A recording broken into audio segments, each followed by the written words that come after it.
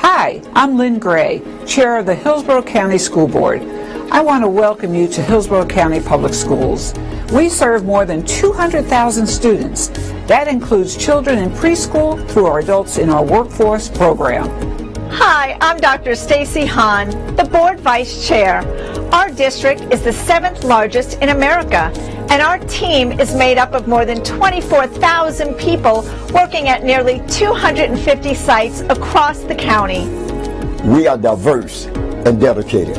Our board meetings are held in our board auditorium on select Tuesdays at 4 p.m. The best way to serve our students and our community is to involve you, the public, in what we do.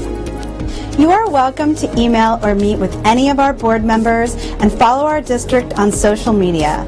Board meetings are covered live by Hillsborough Schools TV on Spectrum Cable Channel 635 and Frontier Cable Channel 32. Meetings are streamed on our website at hillsboroughschools.org. Closed captioning is provided on all broadcasts, and past meetings are available in our online archives. We are interested in what the public has to say.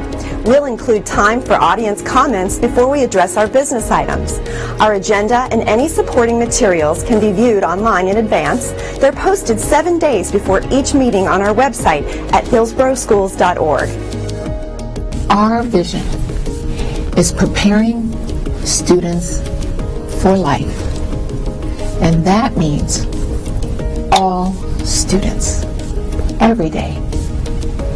Todos los estudiantes, todos los días. Thank you for your interest in education. With your help, we're making decisions that shape our community's future.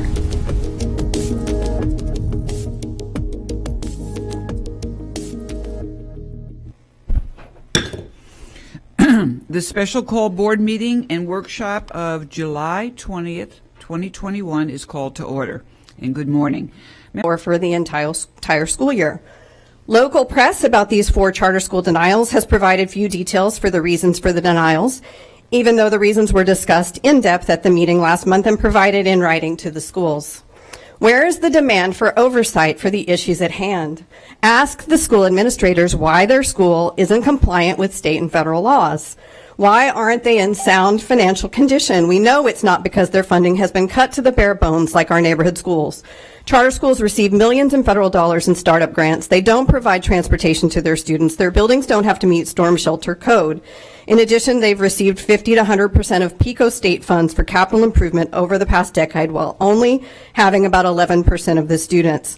Some charter schools in Hillsborough County do a great job of using these additional funds to make sure that they're financially sound and student services are provided.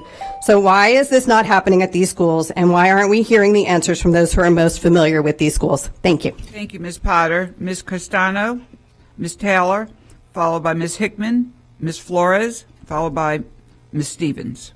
Good morning, Ms. Castano. Good morning. Paula Castano, Hillsborough Public School Advocates. I want to thank the board for following the law on June 15th. These charters were not following FAPE. They broke ESE and ELL laws. But Mr. Corcoran, our Florida commissioner, nor any of the state board even referenced any federal laws being broken. So I want to reference something today. We have followed the money. These CMOs, particularly Charter Schools USA, the largest presence at the state meeting, have given a lot of money to a few in this room and our Florida legislators, the very people threatening us. Mr. Corcoran stated, quote, "We certainly have a tremendous amount of authority. It's never gotten to this point in history in our state. It's just lawlessness." You know what is lawlessness? Overreach over our local school board, which according to section 1002.33 in the Florida statutes, you have followed the law. My only question to you is this. Did the district report the failure to follow FAPE? If no, it's not on the school board. That is the superintendent's job to oversee. Board, We are backing you up. You did the right thing. However, the time for a legal battle is not now, but it will come. Mr. Corcoran, make no mistake about that. Thank you. Thank you. Next, we'll hear from Ms. Taylor. Good morning. Good morning. My name is Good morning. My name is Jalen Taylor, and I currently attend Woodmont Charter School. I am here today to tell you why my school should not be closed. I have been at this school for the past 7 years, starting with kindergarten. The teachers that I have encountered over the years have made such a wonderful impact on my life in one way or the other.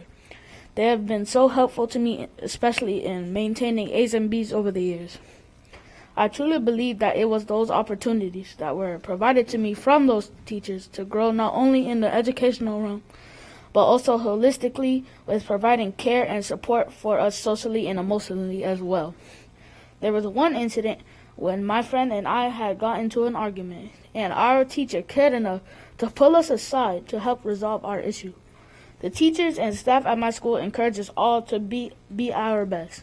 If there is a subject area that I may be struggling with, they offer to help with tutoring and with programs such as 21st Century during the school year and summer.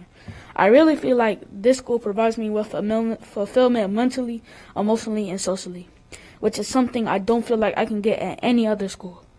I would like to ask you to reconsider your decision to close our beloved school. Thank you for taking the time to listen to us today, and hopefully the insight and perspective provided by myself and my fellow students help to convince you to help assist us in our fight to keep our school open. It is with your help that Woodmont Charter School can remain open and inspire future students to be their best, like it has done for me. Thank you. Next, we'll hear from, and I apologize, Mr. Jalen Taylor, for saying Miss. So sorry about the name. Next, we'll hear from Ms. Hickman, Ms. Flores, Ms. Stevens, and then Ms. Lawson. Good morning. Good morning. Good morning. My name is Jalea Hickman. I am 12 years old. I go to Woodmont Charter School. I've been at Woodmont for 3 years, and this is why you shouldn't close my school down. Woodmont is a B school. The teachers help us out when we have problems. If we have problems with other students, the teacher is by our side to help us out. Why should we pull our kids out of a high advantage school to go to a district failing school? The school has helped me in school and out of school issues too. Stop trying to take away our choice, and thank you. Thank you. Next, we'll hear from Ms. Flores, and followed by Nicole Stevens. Good morning, Board. Good morning, Chair. Madam Superintendent. My name is Sparkle Flores, and I'm the School Operations Administrator at Woodmont Charter. My family and I moved here in May from New Orleans, Louisiana, and we've only been here 2 months. From firsthand, from what I've seen at Woodmont, we are very dedicated to our students. We know all our students by name.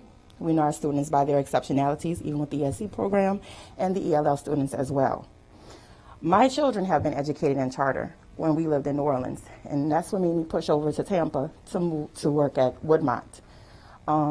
It's a regular public school. We do the same exact things that the district schools do. We do not deny our students any type of services. We know their exceptionalities. We are very personal with our students, as you've met 2 of our students.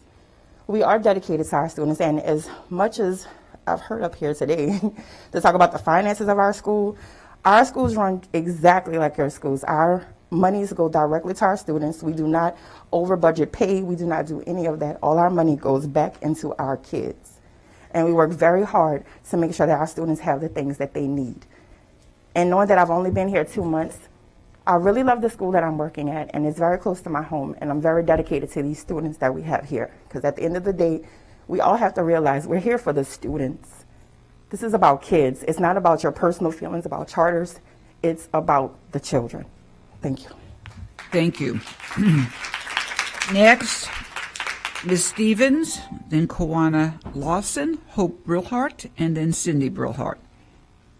Good morning. Morning. Hello, my name is Mrs. Nicole Stevens, and this will be my third year teaching at Woodmont Charter School and my 7th year in education. Woodmont Charter serves students that are on 100% free and reduced lunch. Our students depend on our school not only for breakfast and lunch, but many depend on our food drives sent home to our families. Woodmont is a hub of safety and security for all of our students. Parents have consciously made the decision to place students with us, and we ensure our halls provide them with structure, support, and stability. They have made this decision because many of their neighborhood schools have failed them. When your staff reviewed Woodmont Charter, their recommendations were to renew.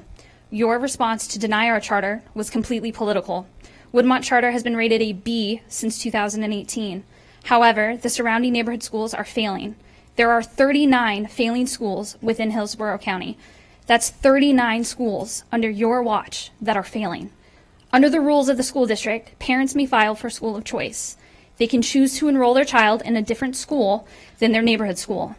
Under your same district rules, a parent can disenroll their child from a failing neighborhood school after 1 year without using school of choice. These rules were put in place to allow parents to make decisions for what is best for their child. Yet, Ms. Combs has stated, parents don't know what is best for their child. I cannot fathom a leader that looks at competent parents and tells them that you cannot take your child out of a failing school that you have mismanaged and put them in a high-achieving charter school. I cannot fathom a school board that looks at their staff that walked through a thriving school and told them to renew, yet you say close the door. I cannot fathom a politically run school board that denies the needs of a high-risk minority population for their own political agenda. Yet here we stand. There is a way to right this wrong. Renew our charter. Reevaluate your mismanaged 39 failing schools. Stop blaming our parents. Stop taking away their right to choose. Instead of talking like a leader, be a leader. Thank you. Next, Kawana Lawson, followed by Hope Brillhart, then Cindy Brillhart, Amy Sams, followed by Adrian Gribben. Good morning. Good morning, School Board and Superintendent. I am Kawana Lawson, the proud principal of Woodmont Charter School. I request you overturn your unlawful decision to deny our school's charter. We are grateful to the Florida Department of Education, Richard Cochran, and the Florida Department of Education for supporting all public school students. Your appointed anti-charter school activists continue to spread lies and misinformation at school board meetings, and I want to clear things up. First of all, charter school students are public school students too and deserve the same rights and protections as their counterparts in district schools. Without repeating their lies, we would like to defend our schools based on true information that we can back up with facts and documentation. Woodmont Charter School is the highest graded school in Temple Terrace with a B rating, serving 90% minority students, with nearly 100% of my students being disadvantaged. It is the highest performing local school in 2019 on the Federal Accountability Index for all students, white, black, Hispanic, Asian, multiracial, economically disadvantaged, English language learners. Woodmont exceeded district performance in learning gains among the lowest 25% in both math and English language arts. Woodmont's ESE program was highlighted in the Tampa Bay Times for innovative speech therapy practices during COVID, and myself was rewarded on a certificate from you guys for our ESE program. This isn't about money, it's about students' lives. Keep our schools open. Thank you. Thank you. Next, we'll hear from Cindy Brillhart. Hope Brillhart, and then Cindy Brillhart, followed by Amy Sams, and then Adrian Gribben. And good morning. Good morning. My name is Hope Brillhart. The State Board of Education meeting last Wednesday consisted of Governor DeSantis' appointees, none of whom have education backgrounds, attacking our school board for making a decision that he and his education commissioner did not like. They ignored our long list of reasons we had for denying these charters. They were rude and condescending to our chair. They were dismissive of constituents who spoke in support of our board's decision. The State Board of Education went as far as to blame our current school board for 20 years of budget mismanagement when they know very well that the majority of our board members were elected in the past few years. Why? Because they were mad that our school board made a decision that didn't go along with their pro-charter agenda. On June 15th, I asked you to prove me wrong, to prove that you weren't just another one of the state's pawns, and you did. To top it off, you have stood strong against people who hold so much power, and for that, I thank you. Now, I am aware that you may need to rescind your decision because you do care very much about our students and don't want them to miss out on education dollars that are already so hard to come by. Still, we need to call out the state for their rude, unprofessional, and frankly, autocratic actions. They use their power to take away local control, and that should never happen. Thank you. Thank you. And followed by Cindy Brillhart. And I would say that's the mom. Good morning. I'm the mom. Aha. Good morning. My name is Cindy Brillhart. At the recent State Board of Education meeting, they characterized our school board as being on the side of bureaucracy. So I'm going to begin with a definition of that word, since it was also used in a recent editorial. Bureaucracy is a system of government in which most of the important decisions are made by state officials rather than by elected representatives. We elected you.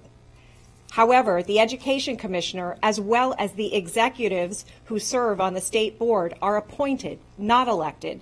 I think if we allowed them to decide what to do about renewing charters, we would then be on the side of bureaucracy.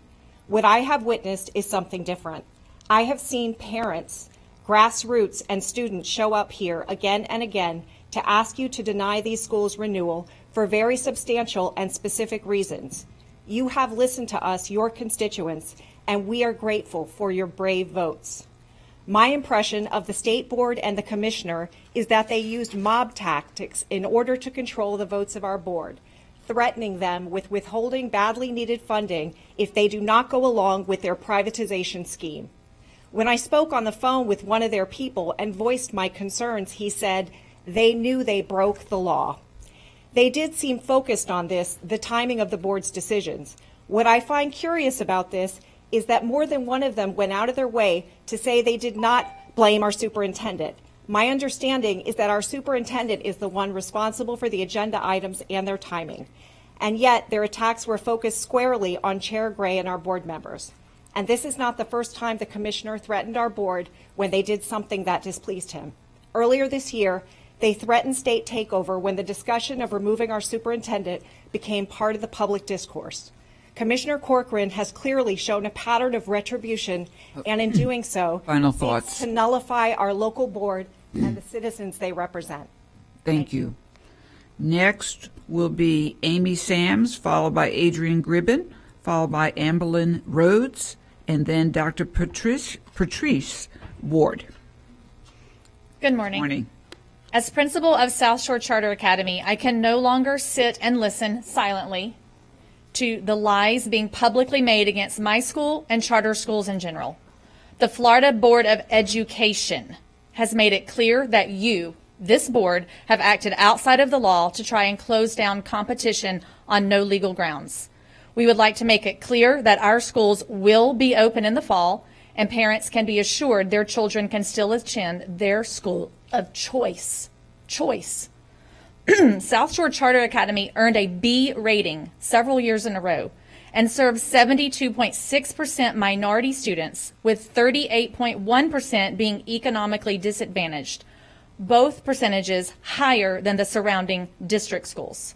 South Shore exceeded district performance in learning gains among the lowest 25 percentile in both math and English language arts.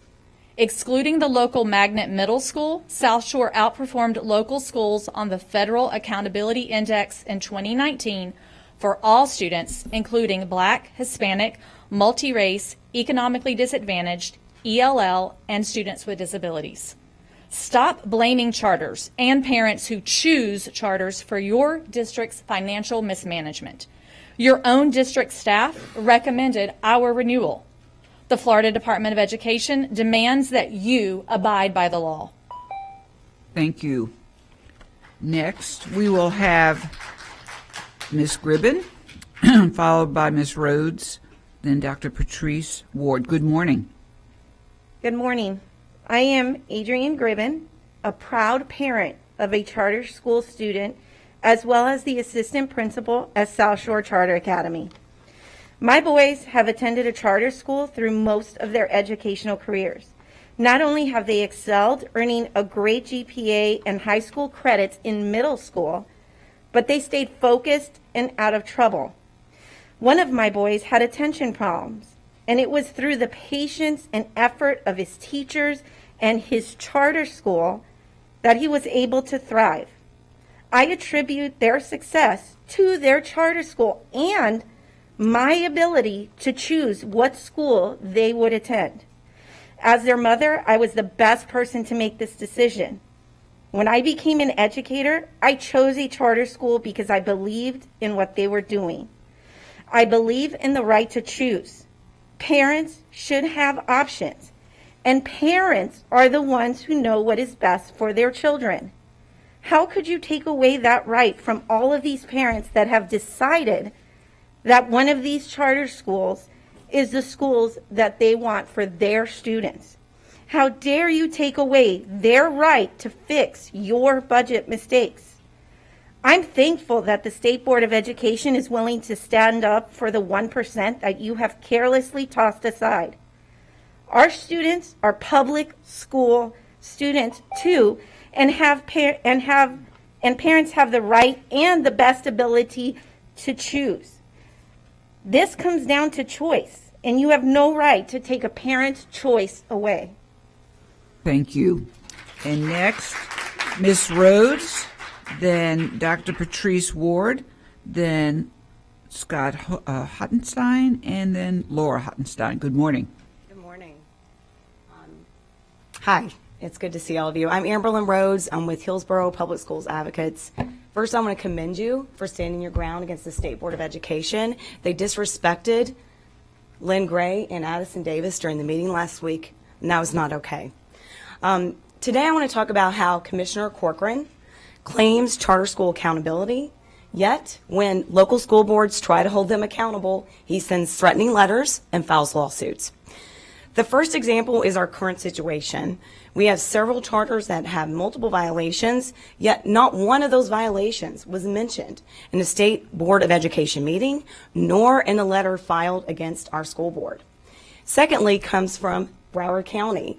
Broward County had to seize control of a charter school because they failed multiple times to provide security for their students. Corcoran sent a letter the very day they seized control asking for a 60-day audit of this situation.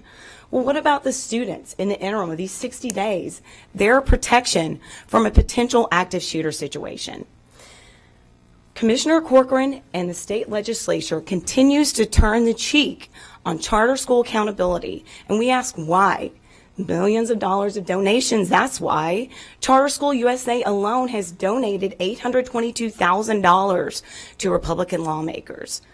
This is not okay. We ask for greater accountability and transparency for charter schools, but we also support our local school boards in being able to make decisions locally. Thank you so much. Thank you. Next, Dr. Patrice Ward, then Scott, Laura, and then Brita Wilkins-Lincoln. Good morning. Good morning. My name is Dr. Patrice Ward. I'm an intensive reading teacher at Woodmont Charter School. I'm an educator for 29 years and at Woodmont since 2017. I ask that that you would consider renewing our charter. Woodmont is a Title I school where 100% of our students receive free breakfast and lunch. Our students come to us with a litany of needs.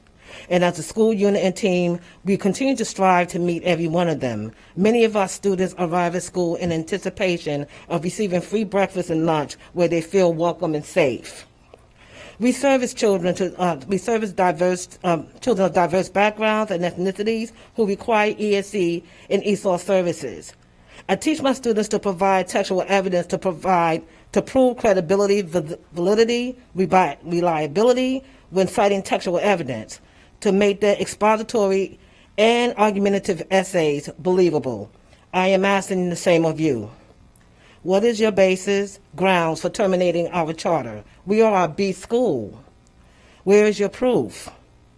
We were in compliance with the construction of our 90-day deadline. So where is your evidence? Documentation.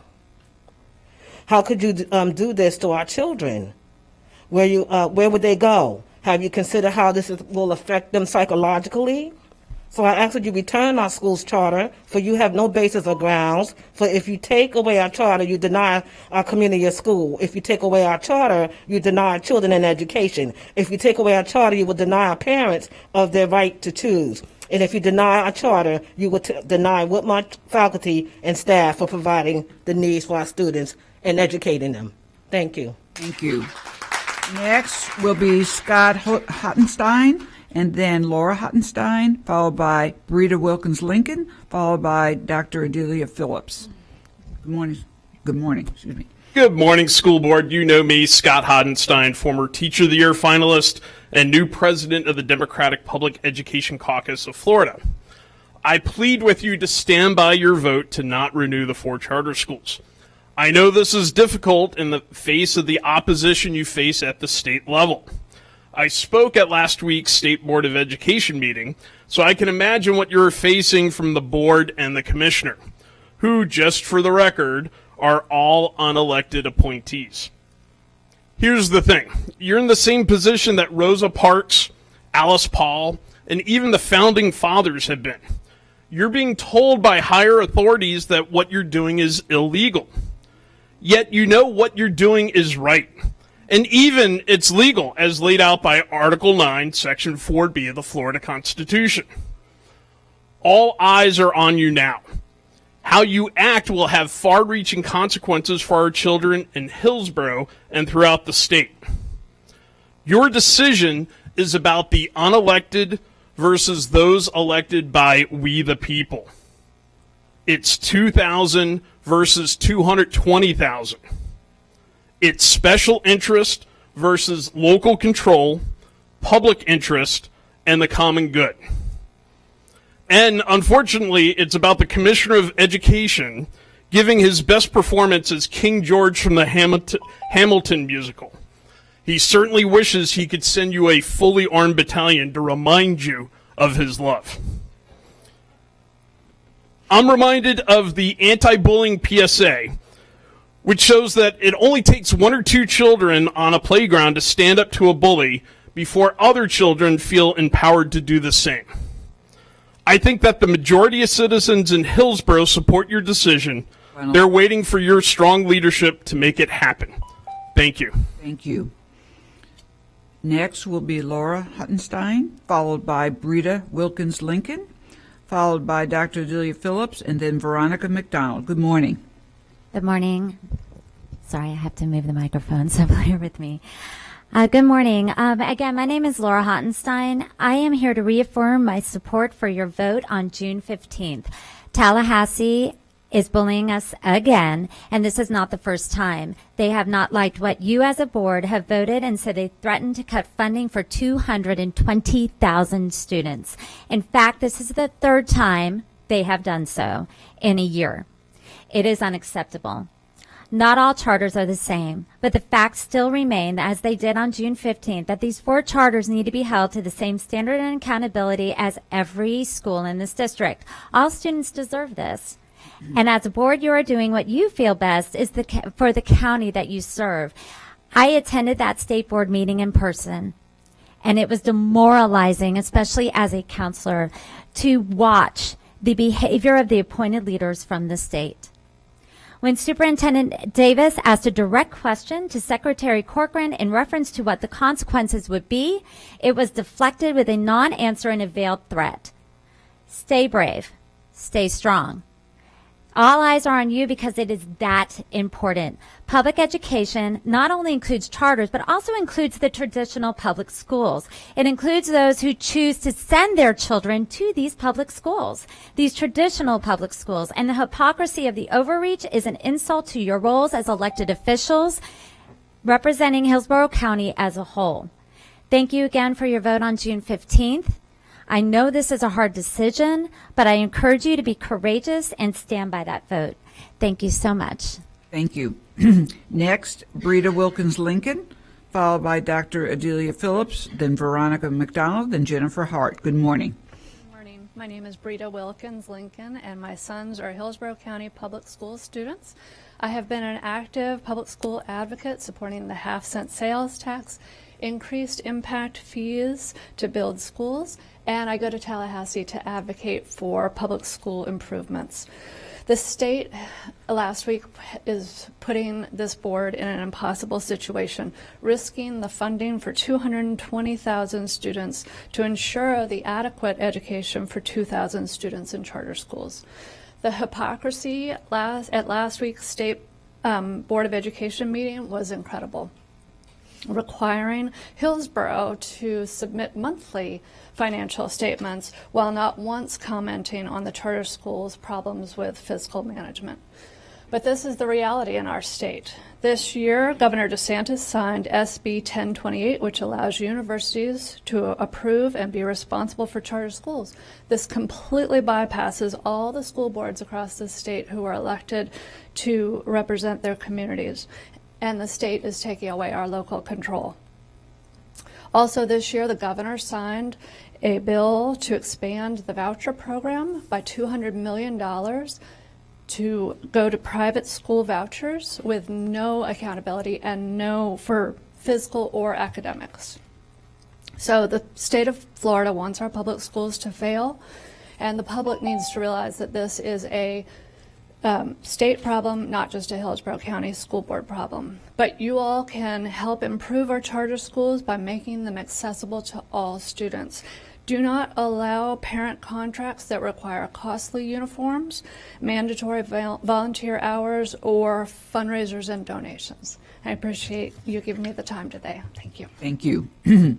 Dr. Adelia Phillips, followed by Veronica McDonald, Jennifer Hart, and then Kimberly Wolzonk. Good morning. Good morning. Good morning, everyone.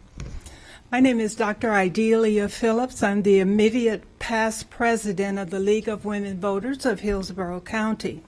As you may know, the League is a long-term advocate for public school education and the importance of quality education in the future for our county. In that vein, the League asks you today to prioritize the oversight of our students at schools that fall outside the education, accountability, and support provided by the Hillsborough County Public Schools.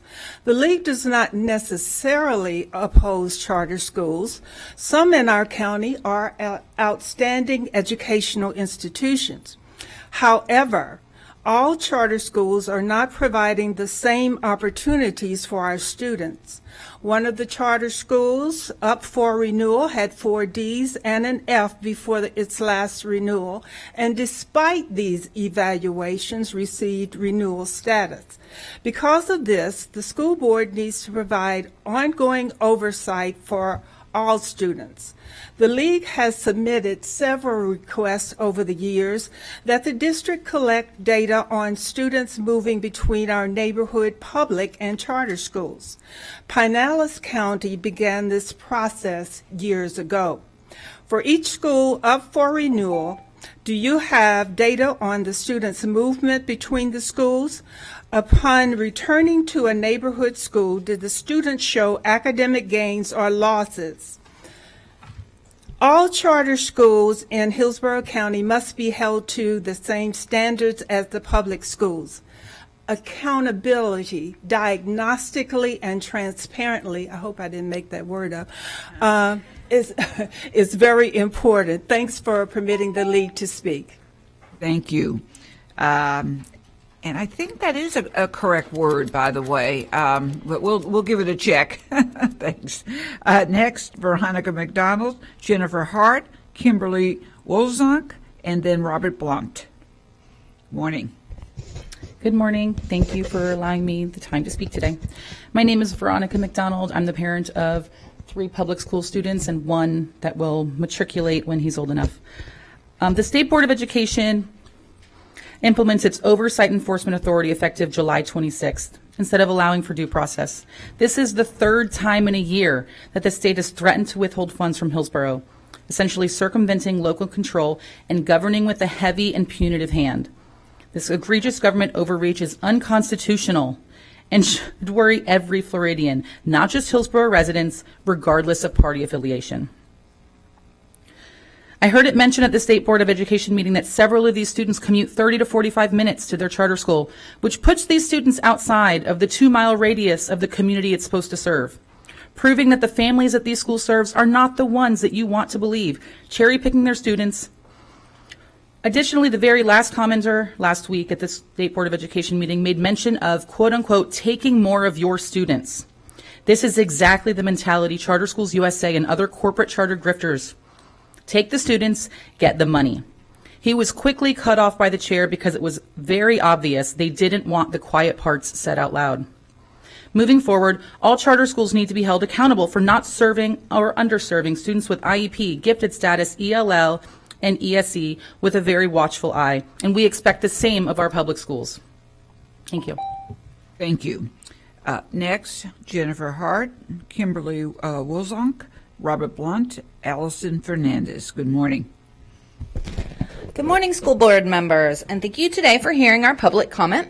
My name is Jennifer Hart, and I'm speaking to you today as a voter, a parent of a child in a Hillsborough County public school, and a teacher in this county since 2004. First, I'd like to thank you again for standing strong in your votes to hold charter schools accountable and your attempts to explain your position to the state board.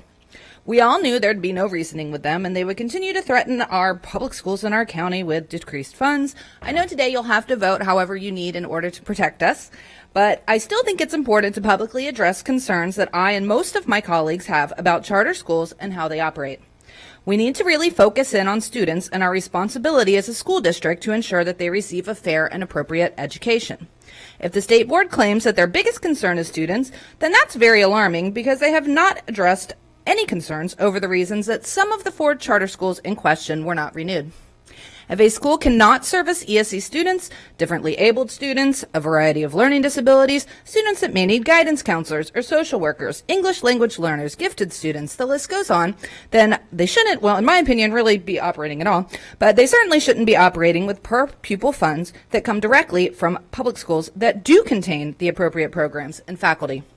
If a charter school is not providing all those services, then they are either picking and choosing the students that can attend their school, or they are doing some students there a disservice. These are not schools that are serving the whole public. I understand that many parents feel like they need a charter school alternative because perhaps their neighborhood school has failed their child. But charters are not a fair alternative. If your student needs one of those services I mentioned before, or even if you just can't provide transportation for your student to that charter, then it's not really a viable option or choice.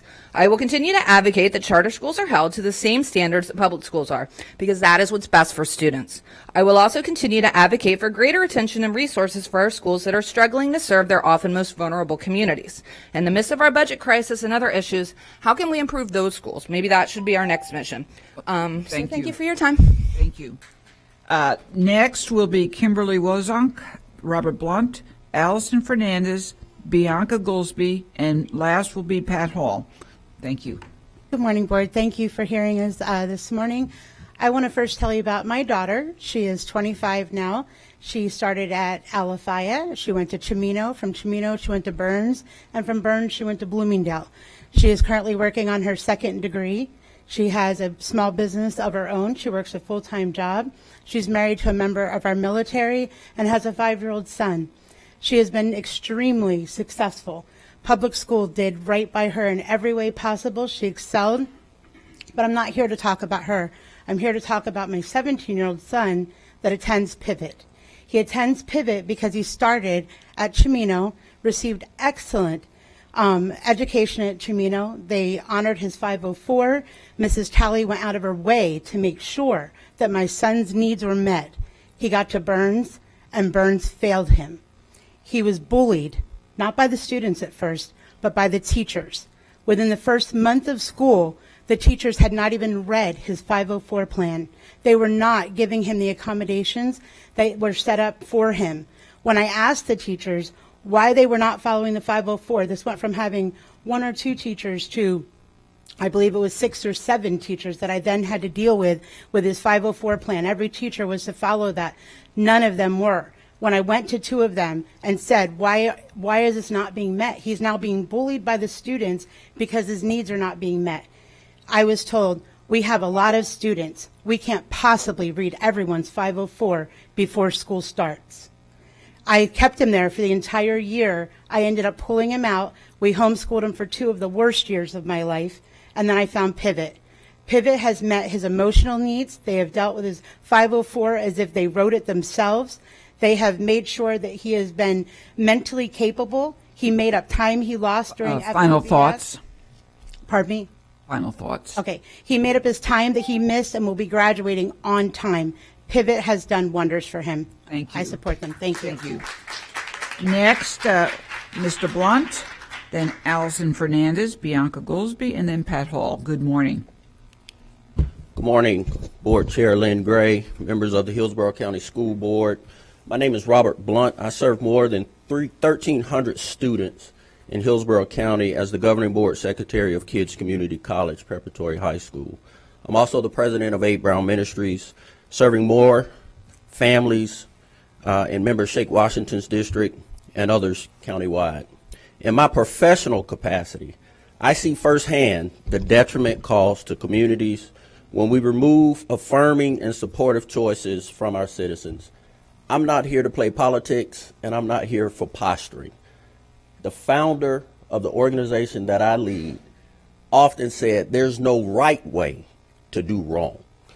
And so on behalf of the parent advisory boards for Kids Community College, we submit the following 500 plus signed, time-stamped letters of support that we would like to be made part of the public record. And today we hope that you will put children first and end the uncertainty and the mental anxiety your actions are causing choice students to face. Costly litigation can be avoided by freeing these mostly disadvantaged and minority students to return to the schools and educators they love and that best meet their individual needs. You have heard the voices, dreams, and fears in the weeks since the board abruptly chose to threaten their learning environments. You even heard them today. After 18 months of a pandemic-related stress and fear, there has never been a more critical time for continuity in the lives of students. The parent organizations of KCC schools ask you to fully consider all of the students that you have sworn to support. We know that you share the same passion and love expressed over these last weeks toward ensuring every child in Hillsborough County has the opportunity to dream and succeed in the environments that best meets their needs. Thank you. Thank you. Next, Allison Fernandez, Bianca Goolsby, and then Pat Hall. Morning. Good morning, Allison Fernandez. I'm here to bring a different perspective. I am a full supporter of local control. However, I see the state's actions as allowing local choice. And by that, I mean local control really does not rest with school board and elected officials. Local control rests with the parents and the taxpayers. I'm a parent, regular parent, and I chose to send my children to Greco Middle School. Over the tenure of my 13 years there, all 4 children, they have an average GPA of 1.5. They also have a dismal record of ESE support and gifted education. We're talking about schools that parents have chosen. No one makes their child go to a charter school. No state representative, no legislator, no school board member. Parents choose. That's the local control. I didn't choose a charter school. I chose an absolutely failing public school. One, I do really believe in neighborhood schools, and I weighed the pros and cons. My children could have gone to Terrace Community. They got accepted. I chose not to send them there. Personal preference. I don't believe that we should be taking choice away from parents. They have chosen these schools, and they've weighed the pros and cons the same way I did with Greco Middle School. Then I sent my children on to King, not in the IB program, in the traditional program, because that's what worked for our family and my children. Now, remind you, the parents that choose charter schools or choose private or choose magnet or choose traditional, they're all taxpayers. Look at how many children come back from a charter school after the October count. Compare that to Final how many thoughts. children move. Thank you. Thank you. Bianca Goolsby, and then Pat Hall.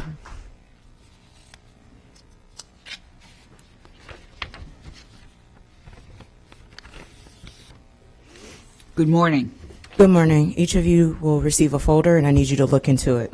Okay, so there's a lot of trauma in our nation, and I pray that we can be better humans to each other and make intentional decisions that are for the betterment of our nation. So I drove here this morning to share my concerns with the operation of the 7th largest district in the nation, and I've stood right here for several years demanding accountability for this district to do right by our children. My organization receives calls, emails, social media messages regarding the mismanagement of this district. In May, I sent a video of child abuse at Davis Elementary. The video was heartbreaking to watch. To see that educator shove that desk into an ESC student with force was child abuse and unacceptable. This district gave that 5th grade teacher a 5-day suspension without pay as a result of her inappropriate conduct. The principal that failed to accurately report the incident was reprimanded.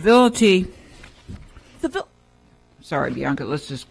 No. See, we can't do that, Lynn. We can't talk about civility. You have interrupted my time by saying civility when I intentionally did not say people's names. So I would like my time to be reset back to 1 minute where I left off. Please and thank you. Yes, we will, but let's calm down just a tad.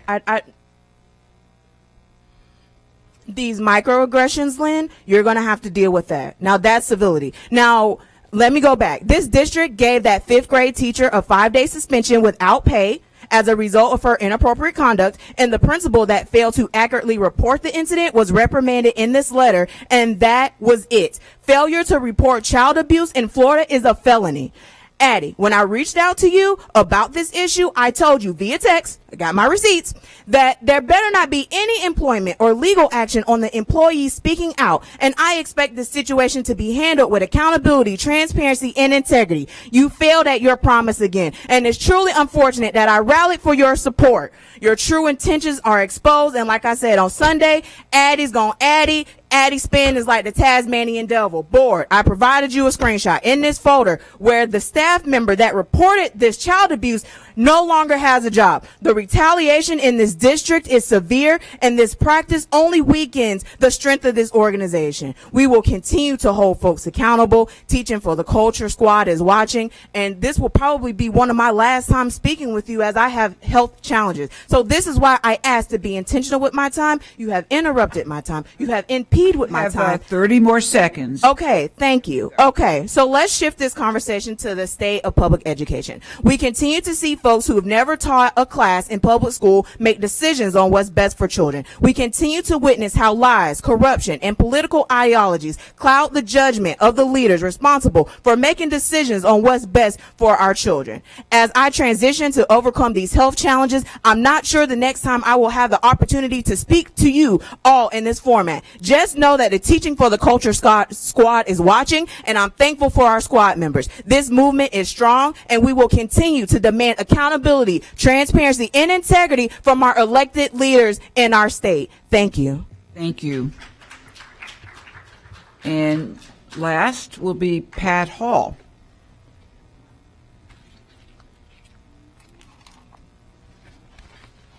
I'll pay for that. Good morning. I'm Pat Hall, and once again, I'm here to talk about the State Board of Education. The tone exhibited by the State Board last Wednesday was bombastic and combative, led by Mr. Corcoran and Mr. Tuck. Terrible adult behavior shown to impressionable children. Corcoran and his wife started a charter school in Pasco County. I guess he favors them. Today's dilemma is about the civil rights of children who deserve appropriate education. The 13 violations at Woodmont and the 17 violations at South Shore were cherry-picked by Mr. Mears, legalese, the lawyer for Mr. Corcoran, and he never mentioned the ESE and ELL violations.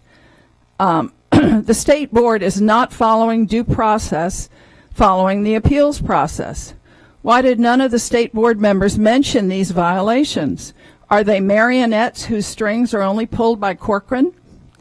Hillsborough County did not violate any laws, and the school board did their due diligence in the evaluations of these schools. Much more oversight, accountability, and transparency is needed.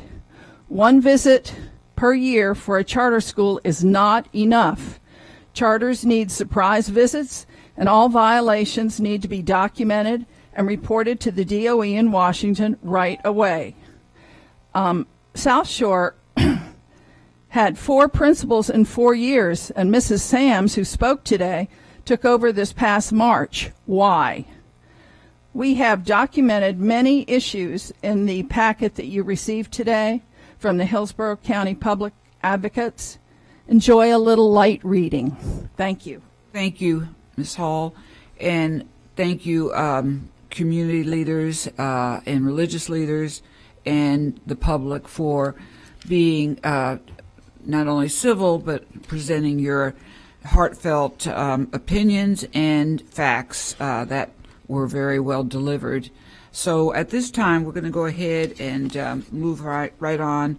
The board will now have their time to issue their comments shortly. The following item will now be heard, 1101, to discuss the order issued by the State Board of Education meeting July 14, 2021. Jim Porter will highlight this item. Mr. Porter, would you like to highlight it now, or would you like for me to go through the motion? Madam Chair, thank you. Okay, thank you. Board members, I think it's important to understand why we're here today and how we got here. You'll recall that on June 15th, this board decided to not renew 4 charter school charters. That decision was made in good faith. The recommendation brought by the superintendent and the charter school office was made in good faith as well. You exercised your duties under the Florida Constitution and Florida statutes by applying the law to the facts, and you based your decisions on criteria found in Florida statutes to not renew those charters. All 4 charters have appealed, and quite frankly, we anticipated defending your decision before the administrative law judges that would have been assigned the cases. We would have the decision was based on the criteria found in the statutes. That's what we would have defended, and if the judge determined that we were not acting appropriately, he would have ruled, and we would have handled that as it came down. However, the State Board of Education has issued an order on July 14th that directs, basically in effect, for you to renew the charters. That is, in some people's minds, an overreach because there was an appeal process in place, and we were going to defend your decisions. Nevertheless, that order is in effect, and you have till July 26th to comply with that order. You do have options, and I want to go over those with you, but you need to fully understand the risks associated with each option.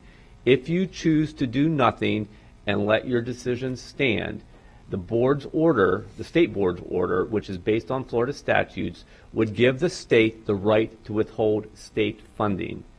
Per our financial staff, that would amount to approximately $950 million. That is their right under the statute.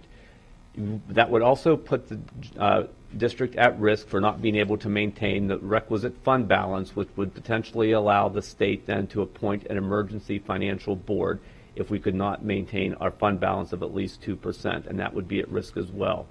So those are real risks that are articulated in the order, and they're based on Florida statute. We have also talked about perhaps pursuing some sort of legal action against the state to determine really who's correct about their interpretation of the law.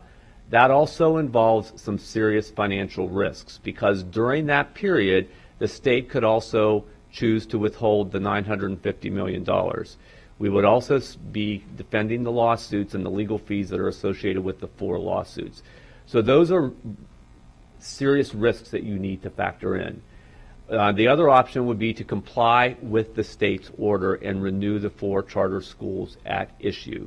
That would have the effect of complying with the state's order, satisfying the state, ensuring our funding was intact, and would also serve to settle the 4 lawsuits that are pending.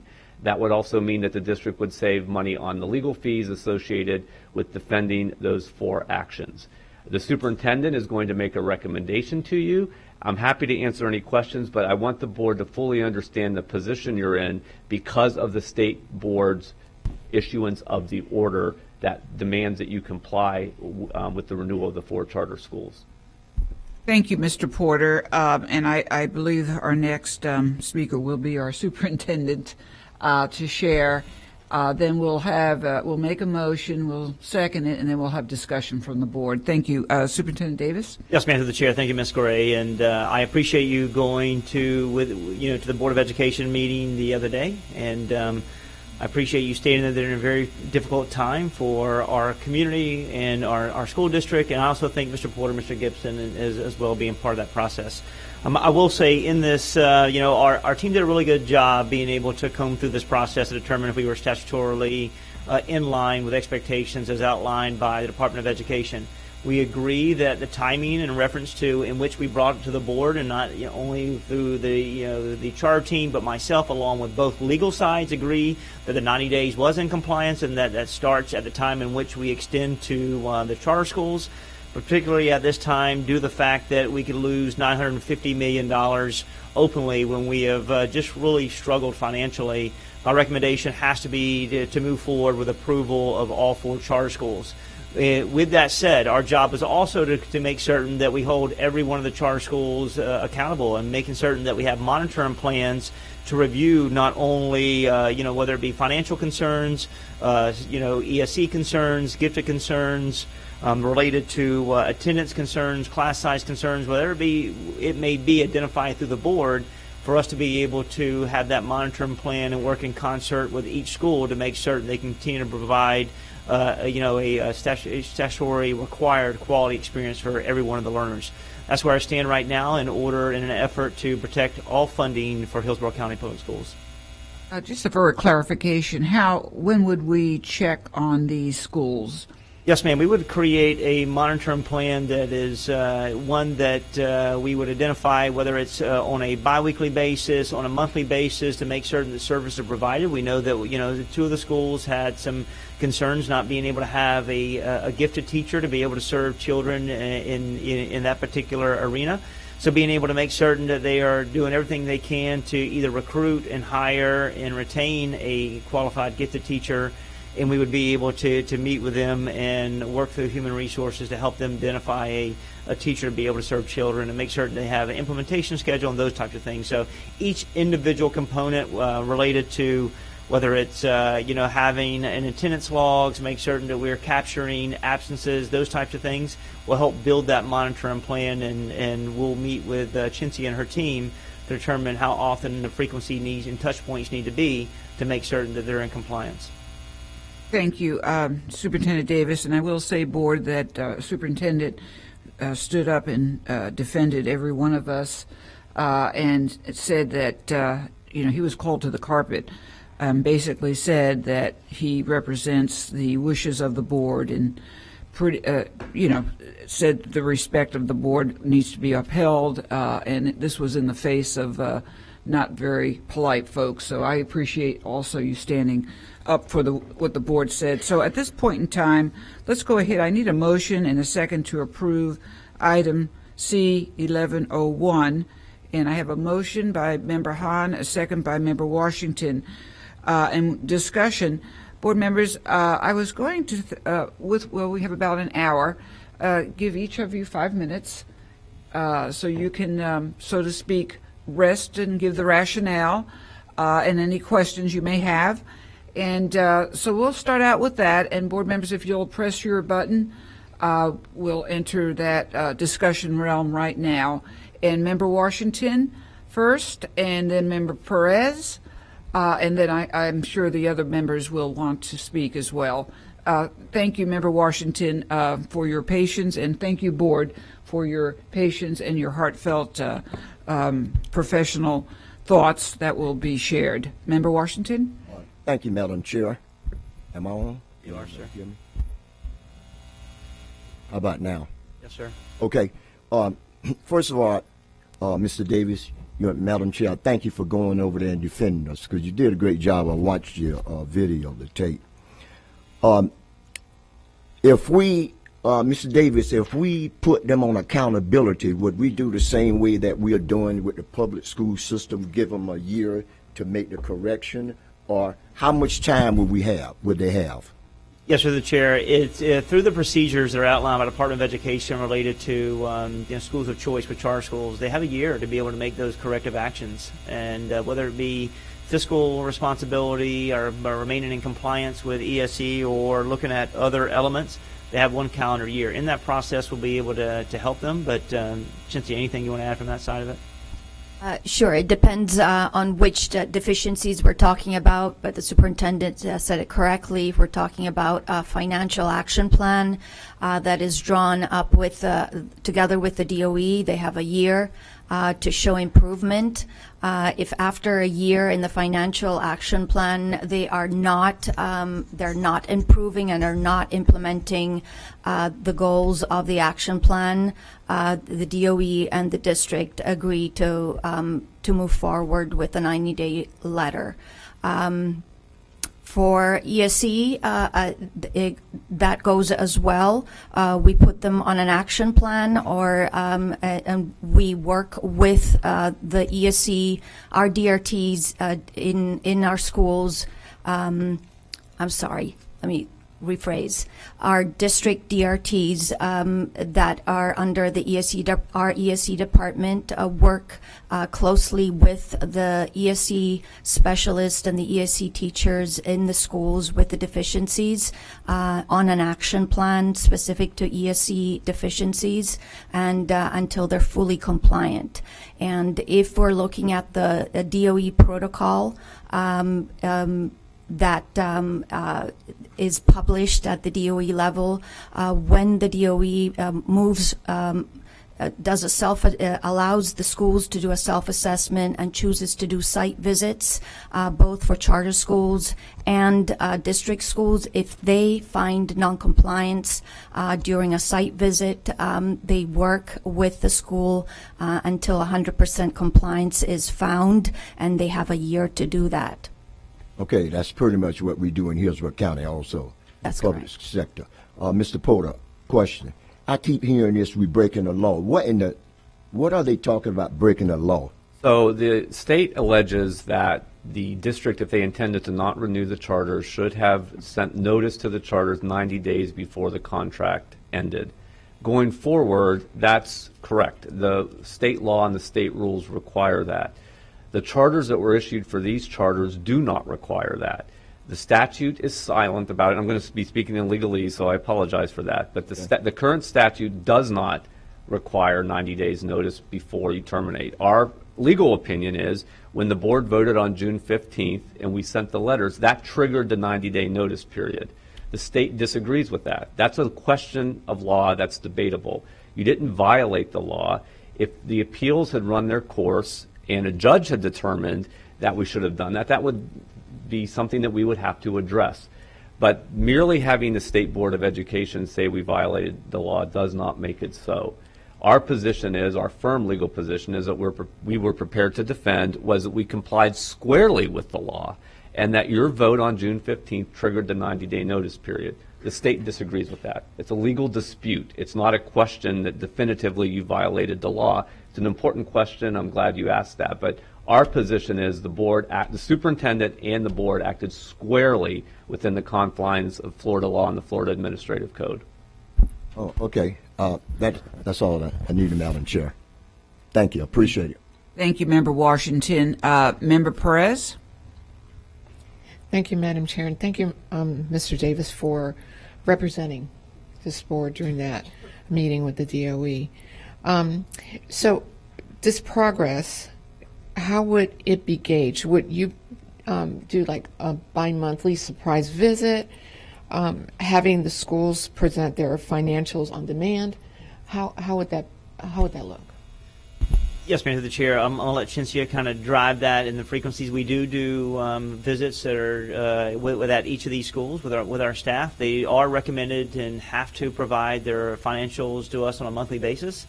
But I'll let Cynthia talk about the progression related to how often that we could visit and accessibility to their processes, their procedures, and their financial outlook. Sure thing. Thank you. First and foremost, our office does have a protocol, and it's a very robust protocol for overseeing charter schools. We have annual site visits. We have contract renewal reviews, as you very well know now. That is a very in-depth review. We have post-contract renewal reviews as well. So what happens for every contract renewal, we take the deficiencies found during the review. We've created a template based on those deficiencies, and then we go into the school immediately in August with all our staff and ESC department included, and we sit down with the staff at the schools to make sure that they are addressing the deficiencies found in the review. Depending on the deficiency, of course, our staff will do a monthly visit.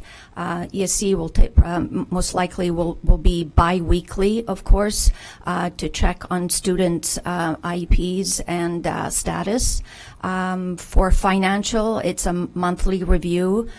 We are waiting on September audit to have an even better understanding of the financial situation of schools. And then we also have school improvement monitoring for DNF schools, compliance monitoring, and that is on a daily basis. We've got over 100 pieces of compliance documents that we keep track of with due dates.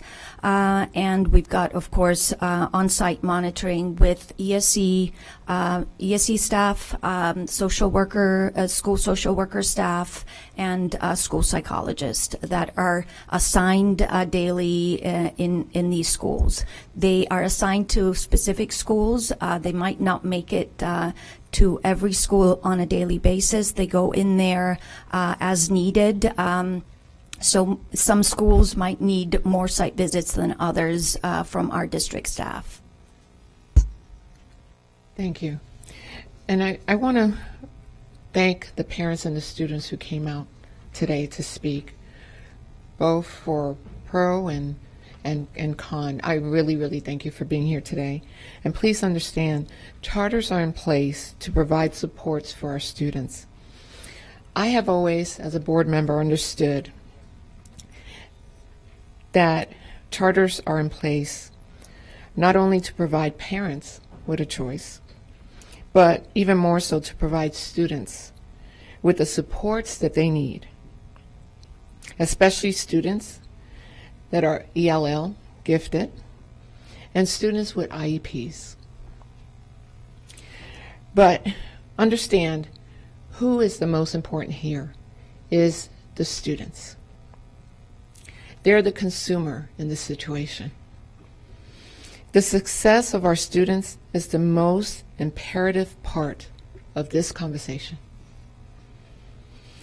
I will continue to focus on our students, their education, and thus their future. You know, when the charter schools do not follow through, our students are the ones that are affected by this lack of non-follow through with their promises.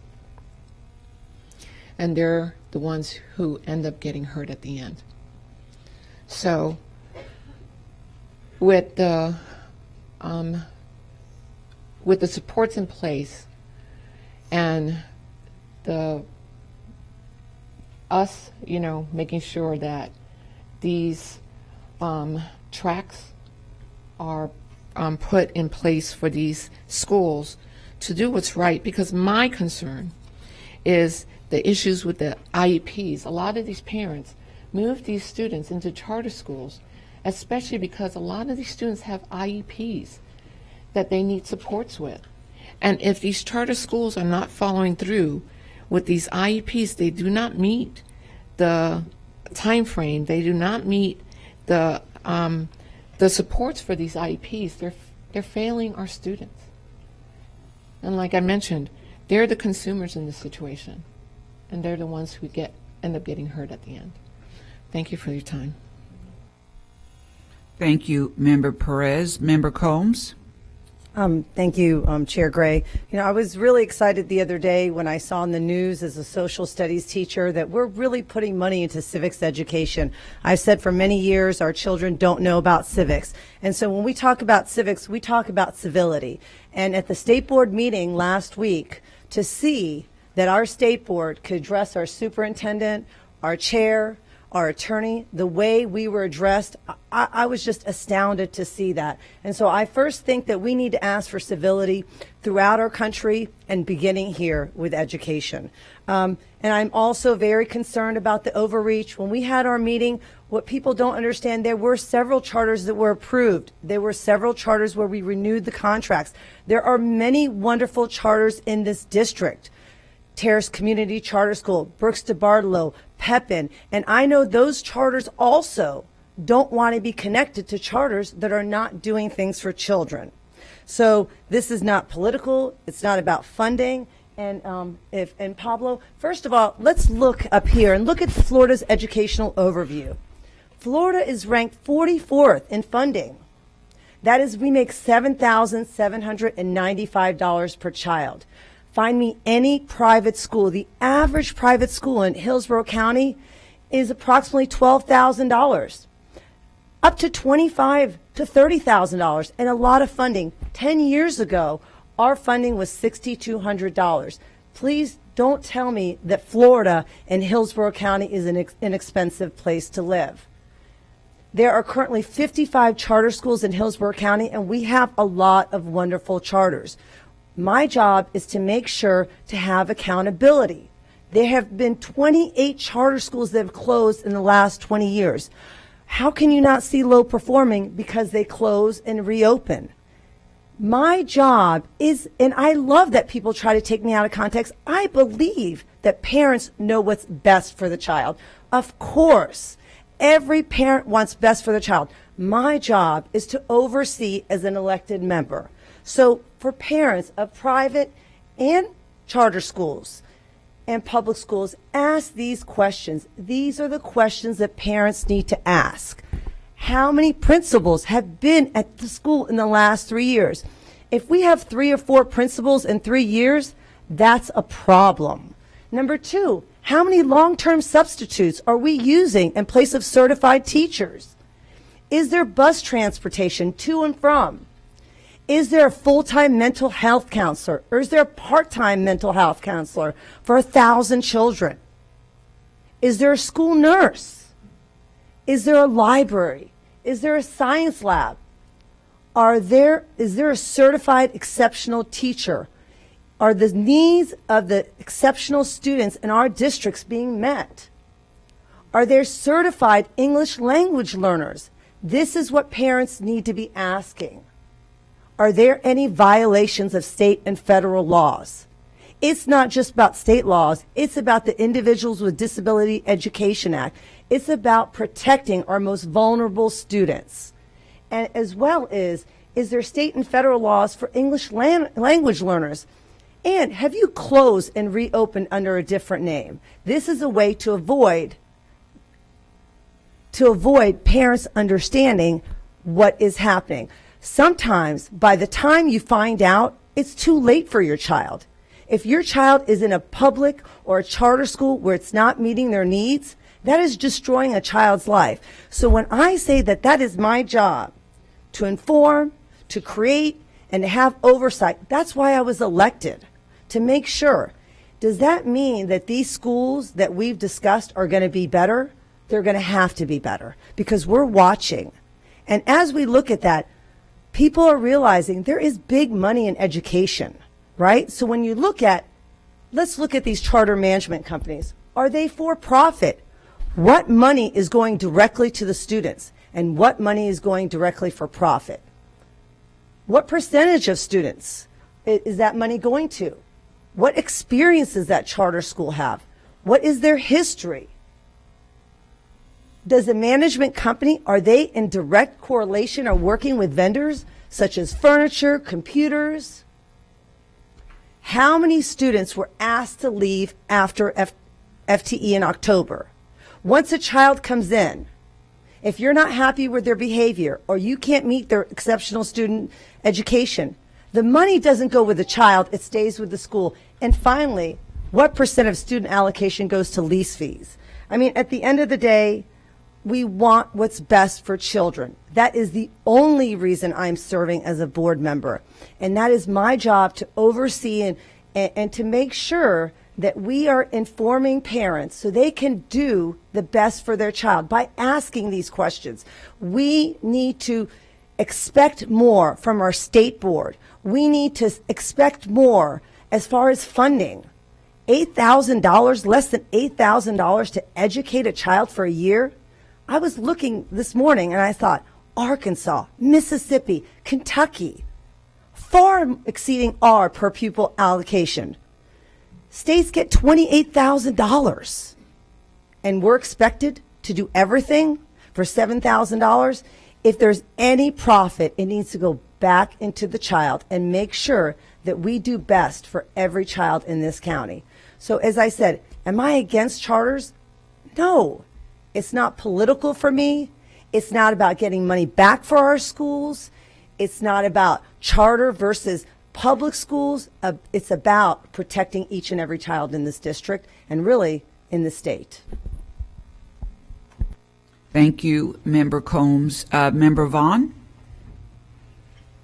Thank you, Madam Chair. First of all, Mr. Porter, can you clarify this agenda item? Because here under our agenda, we had 4 different items to vote individually, and all of a sudden now it's morphed into one. So can you clarify what we're voting on here? At issue today are the renewals of 4 charter schools, and I'll list them so that everyone's clear about it. Kids Community College, Pivot Charter School, South Shore Charter Academy, and Woodmont Charter School. The motion on the floor is to renew the contracts of all 4 pursuant to the order from the state, and is also a settlement of the 4 lawsuits. And when was that changed? It wasn't changed. That's the motion on the floor. Okay. So this is a different motion than the agenda item. Thank you. First of all, I want to thank all of the speakers who came to speak today. I really believe that everyone is here because they passionately care about education, regardless of the side that they're on, and I appreciate you taking the time to come down and speak. I want to express that none of these decisions are easy. I mean, many speakers have said that, and all of these decisions weigh heavily upon all of us. You know, even when I'm making votes about the best of our district, I consider what the children have gone through in the charter schools, what the employees in the charter schools are facing. You know, so none of these decisions are made lightly. And for people who think that there's some sort of political agenda, my agenda, as Member Combs have stated, and I imagine all of my board members state, is to do what's best for our students and our district. I'm an educator. I care passionately about public education. I do a lot of advocacy and have done a lot of advocacy, so I'm not here with some political agenda. I just wanted to make that clear. Next, of course, I have some questions because that's generally how I gather my information. So, first of all, what statute or which law does the Board of Education cite to be able to withhold funding based on our decisions? So they cite Florida law section 1008.32, which gives the state board oversight power in certain circumstances, which they allege in the order. That statute also gives the board power, as I said earlier, to take certain actions. The most significant one is to withhold, and I'm going to read it for you, withhold the transfer of state funds, discretionary grant funds, discretionary lottery funds, or any other funds specified as eligible for this purpose by the legislature until the school district complies with the law. Our staff, our financial staff, has indicated that that dollar amount is approximately $950 million. Okay, and I know when I talked to you yesterday, Superintendent Davis, you said you could send me a breakdown on that of what exactly that looks like. Do you have that available, or can you send that to me? Yes, ma'am. I'll pass it right now, and we can make copies for everyone to show all the categoricals to the FEFP, which ranges from basic FEFP all the way through safe schools, supplemental money related to millage, reading categorical, mental health categoricals, turnaround categoricals, and school recognitions as well, and class size. I can make sure everybody has a copy. Thank you. I appreciate that. So, Mr. Porter, you're stating that due to Section 1032, the state is saying that they have the ability to withhold funds based on this board violating statute. Correct. However, by your legal decision and per our superintendent, our district is stating we have not broken the law. that the law was previous, the new statute does not include these charter schools because they were previous to the new statute. So in this case, what is the normal procedure if there's a discretion or if there's a conflict of interest of interpreting the statute from one municipality to the Board of Education of the state? What is the typical process for that? Well, we've never been in this situation before where the state has indicated that we've not followed the law. Again, we had anticipated defending the board's action in front of an administrative law judge. That would have been an issue that the administrative law judge would have considered whether the timing was correct or not. But because the state has issued its order, we're in a different scenario now, a different legal position. And again, as I outlined the options, we can comply with the order or risk the loss of funding. And who is responsible for bringing the agenda to us and making sure that these items, we were able to do our constitutional duty and vote on these without violating the law? So again, the way the law requires the board to take action, the superintendent brings recommendations to the board. Again, the superintendent, historically in Hillsborough County, these charter renewals have been brought in May or June, and that's to prevent disruption to students. The district has never chosen to, or has never been in a position of not renewing the contracts.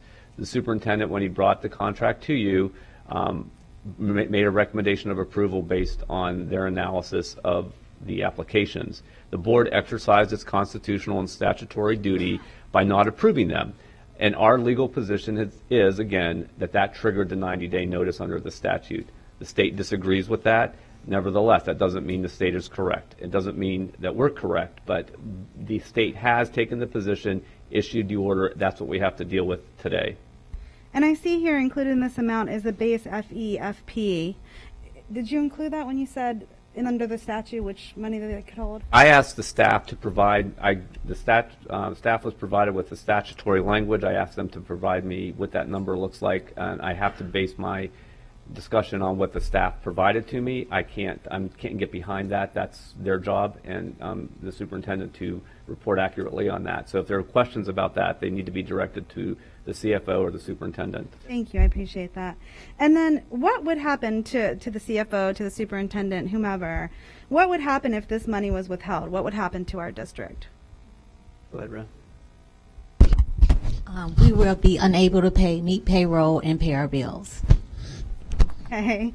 Well, also, I think it's important to add, and I mentioned this in the comments, I think we're under a financial recovery plan with the state, for lack of a better term. If our fund balance fell below 2%, the risk then would be that the state could issue or appoint a financial emergency board to take over the district. And that's the other risk that's important to understand if we don't keep our fund balance. It's related to this loss of funds. Now that would be as of June 30th, right? That's the date that would trigger that, because whenever they started withholding, I don't know the timing, it would be when they started to withhold the funds. So. Well, we're, as Corcoran said, we'll be monthly monitor our financials, so they can do it at any time. I see. So other districts normally have till June 30th, but we are under some kind of monthly monitoring where that date is not applicable to us any longer. Thank you. So one, I'd like to make a motion to divide these charter schools so that we vote on each renewal individually. Personally, I don't feel comfortable just doing a blanket renewal, so I would like to make a motion to vote on these individually and break these up to each one. That requires a second and a vote by the board.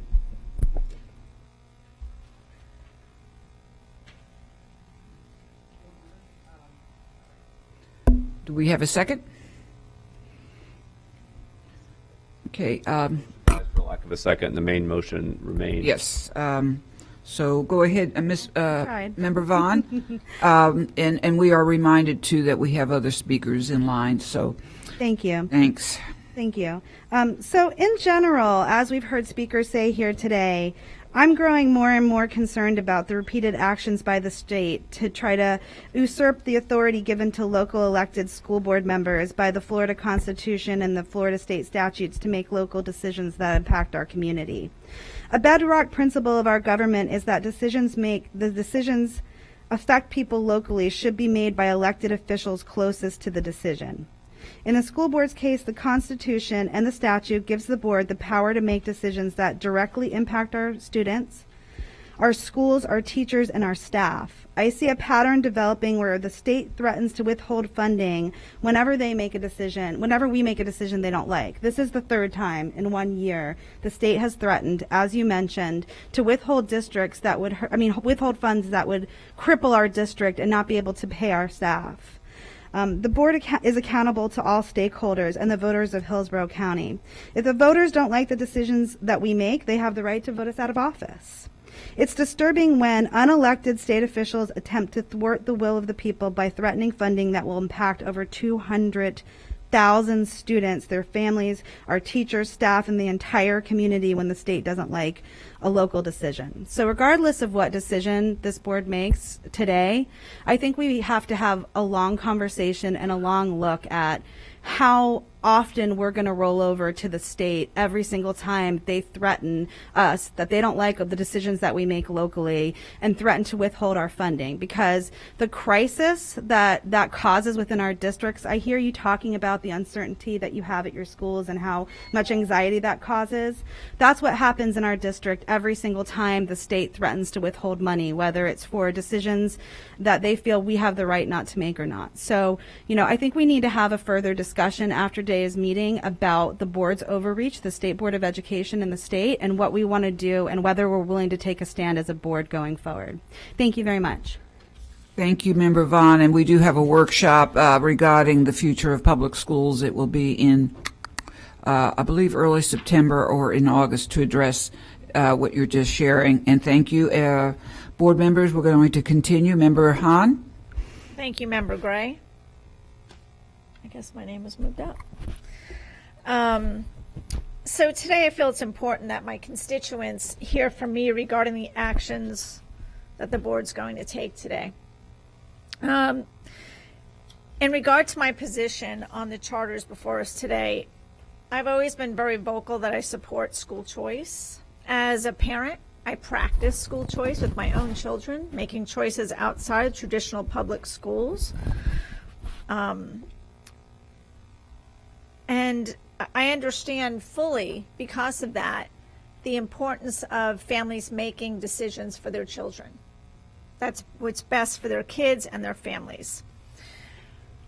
I've also sat on the board of a charter school, Pepin Academies, serves kids with disabilities. I ran summer programs for that school for many years. And what I'm most proud about is my time as a special education teacher and professor at USF, where I advocated for families around ESC services. I say all of this because it is the rationale in regard to my votes last month on 2 of the charter schools. It wasn't because of an anti-charter stance or politics. It wasn't because of school grades. It was because, according to the records provided to me by the superintendent, they were not providing ESC services to their students as required by IDEA and federal law. And I read the specific violations into the record last month. You can have acceptable school grades, but still fail to serve your most vulnerable students. And to me, that's heartbreaking, because this board does put students first. And because of that, even though we do have issues across our own schools, admittedly, that we're working very hard to address, we cannot turn a blind eye when the federal laws are violated for these students. As a side note, the FTE for ESC students, which was discussed at length today, is substantially more than our typical general ed students. So, for example, when an ESC student leaves a charter school and returns to traditional public schools, the money for most of the year will stay at the charter.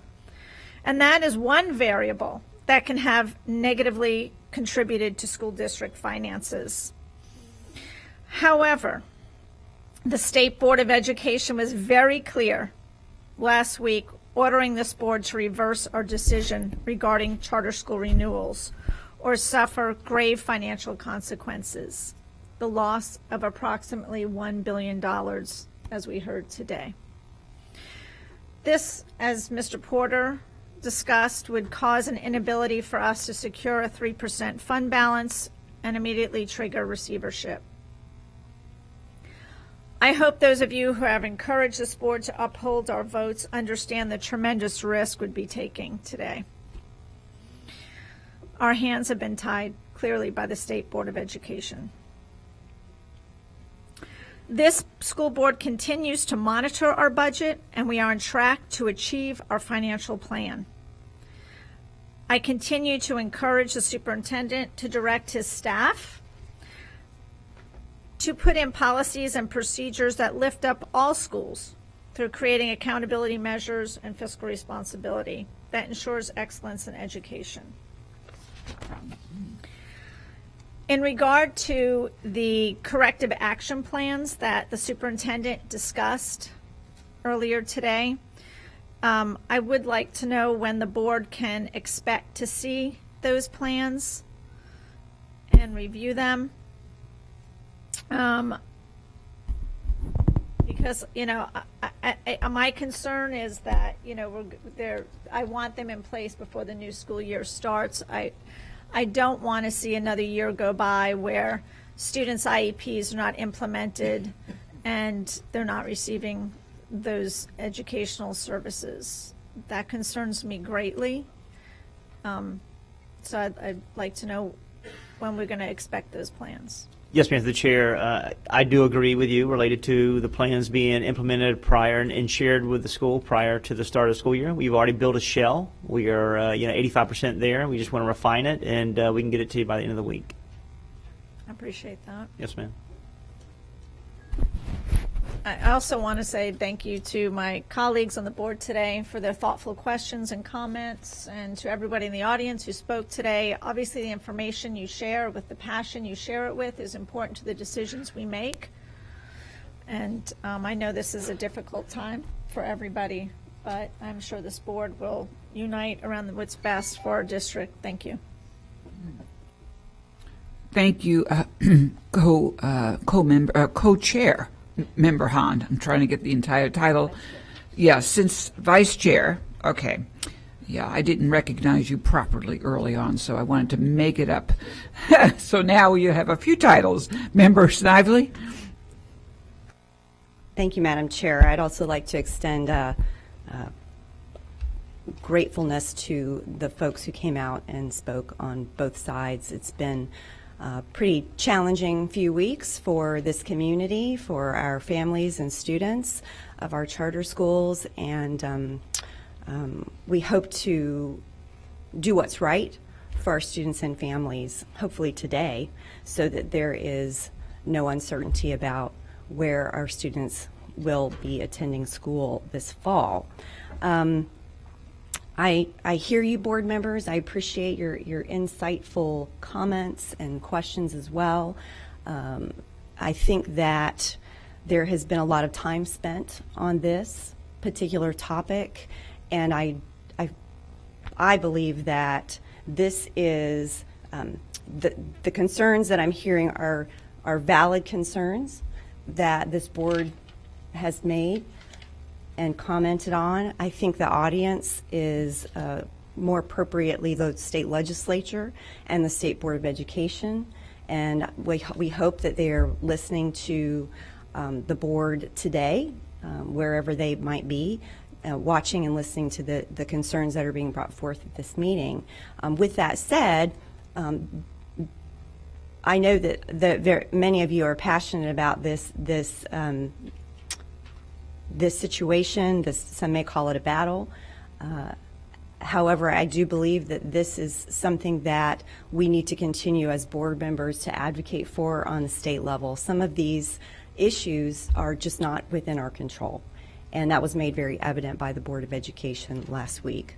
These decisions about charter schools, the laws, the statutes about charter schools are developed and made by our state legislature.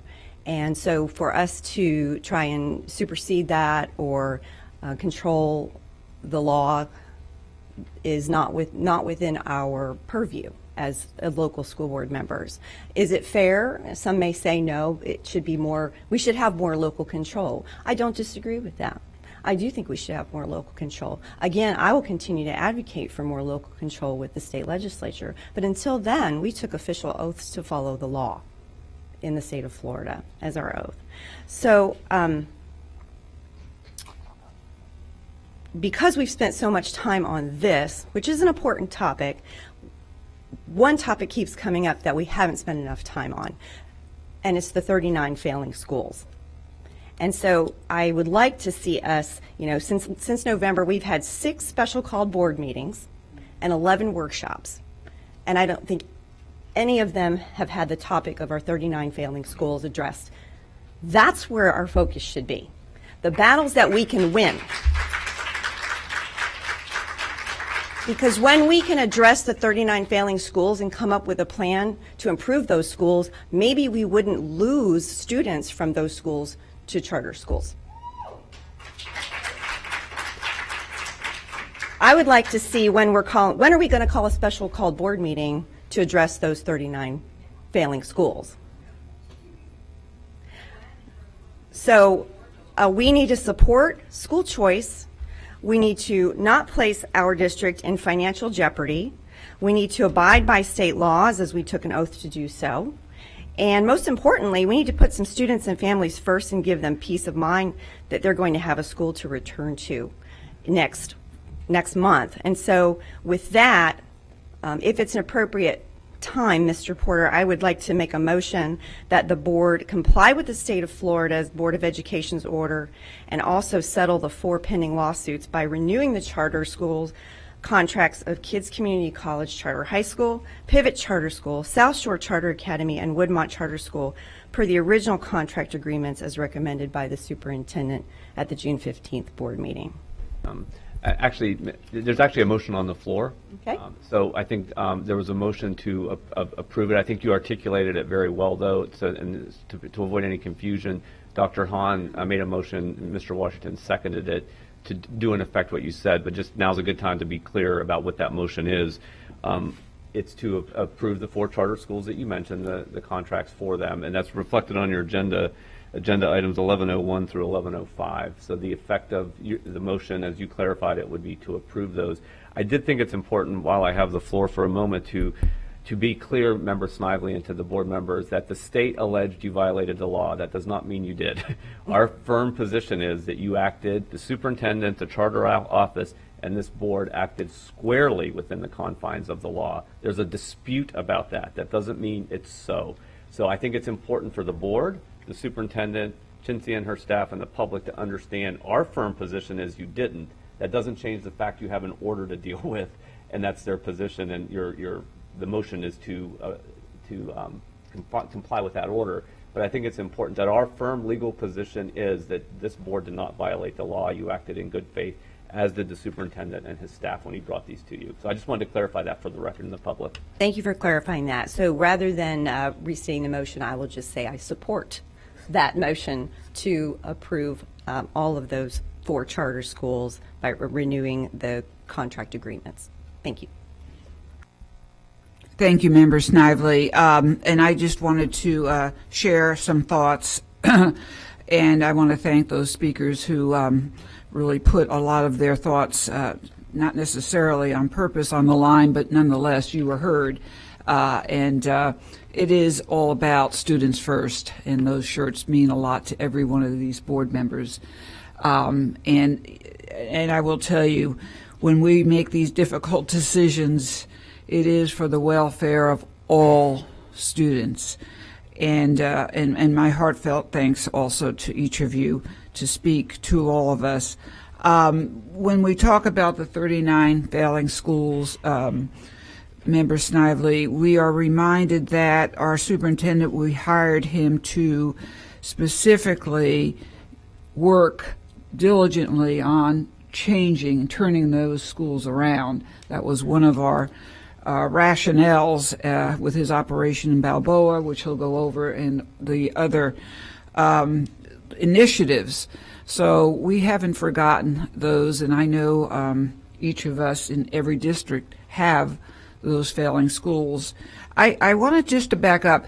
So, when I start meeting with Tampa Bay Times or news media or any of us, social media, we, board members, this was not an emotional decision. It was based on an evaluation that was giving us data. So, just to not go down to the history, but when we talk about Woodmont, we had 13 Florida statutes that were mitigated, compromised, and they were in the ESE federal law department. These are that was real data in front of us. So, it was kind of like, can we support that? But, here they are not following their own statutes. The other one, Kids Community College, there were 3 Florida statutes that were compromised: fiscal management, student performance, and teacher lead funds. And that was one of the rationales for that particular non-renewal. South Shore Charter Academy, there were 17 Florida statutes that were mitigated and or not followed from student assessment, student attendance, ESE, and fiscal management. And last, the other renewal was Pivot Charter School, 4 Florida statutes that were compromised, all centering around fiscal management. And we all know how our Hillsborough County Public Schools have been the center of attention with our fiscal management. So, the judgment is not personal. It's all about the information that we have in front of us is all that we have. And I'm not saying the anecdotal personal visits with, say, Woodmont not having a media center or Kids Community not having, microscopes, and that's nothing. What is something, though, is the Florida statutes. So that was the reasoning for some of those denials. Now, the questions are, and board members made this very apparent, there are certain questions that we need to address right here and now, and one of them is, Superintendent Davis and Mr. Porter, when we talk about a correction plan, and thank you, Dr. DeLange, will he, and I'll say just Mr. Corcoran, will he say okay to our plan, or is that going to have another letter, that would be my 4th letter, to say that I will not accept that? Yes, Mr. the Chair, I'll start out and I'll let Chintzia kind of get through it. The state's not involved related to the monitoring plan. When it's our, as the sponsor of charter schools, it's our role and responsibility when we identify, and these areas that were presented to the board were identified through the staff's review of the renewal application. And once we identify those particular areas, then we begin to start not only to rate them from partially meeting to not meeting, now starting to build a cohesive plan to be able to address them as they move forward. With the procedures allowing them for a year to do so, it gives them time to be able to rectify the particular situation. We are prepared to move forward with implementation for the monitoring as we expect that to happen and occur, to be able to help children and also help the school itself. But the state doesn't get involved in those particular monitoring plans because it's our responsibility to be that sponsor and support them. Chintzia? Sure. So the charter office has a monitoring protocol in place. Within that, of course, there are deficiencies that address financial issues, and a couple of the schools are presently on an action plan already and have been for the past year, and that's where DOE is involved in it. So we continue to communicate with the DOE, look at their financial situation, and monitor. For ESE, once when our staff goes in and finds that services have not been provided, that is when an action plan is put in place by the school where they will have to render compensatory services to these students. So that's already in place. But our office has a very robust monitoring plan that encompasses all that. And thank you, Dr. DeLange, and I am familiar with the corrective plan, and board members also made mention that, and you know this, we have 52 charter schools, and sometimes they only get 1 visit per year. So the absolute expectation of monitoring must be changed drastically if we're going to go through. Might I clarify that? Sure. Our protocol, site visit protocol, is comprehensive. We have every school receives one extremely comprehensive annual site visit that basically lasts a whole year with desktop reviews. But this actual physical site visit is one per school. On top of that, we have district staff that is in the schools on a daily basis. On top of that, we've got compliance monitoring and post-contract renewal site visits, DNF site visits. So it is not just one, it is a complete monitoring protocol that we follow. But when we have had corrective plans, those schools, some, not those particular ones I'm not going to enumerate, still have fallen short. They have not necessarily excelled. So we need to do a better job. I'm just addressing this corrective plan. You know, maybe we need to sharpen that up quite a bit, because now the board members are going to say, hey, does that make any difference to the quality of the education, putting students first? And I can go on. Superintendent Davis, you wanted to say something? Yes, Go ma'am. I ahead, think the and then I'll biggest finish thing up. is for, and Cynthia, if you can please articulate to the board, once a monitoring plan is in place, if those objectives, those targets, these initiatives are not met, when is a part where we continue to intervene and where it becomes kind of a red flag where we educate the board to make an informed decision? Absolutely. So if we, after monitoring and action plans within that monitoring protocol shows us evidence of continuous non-compliance of whatever issue, that it can initiate the 90-day letter based on the evidence that we've collected. So the 90-day letter is sent out at any given time of the year, at any given time during the term of the contract.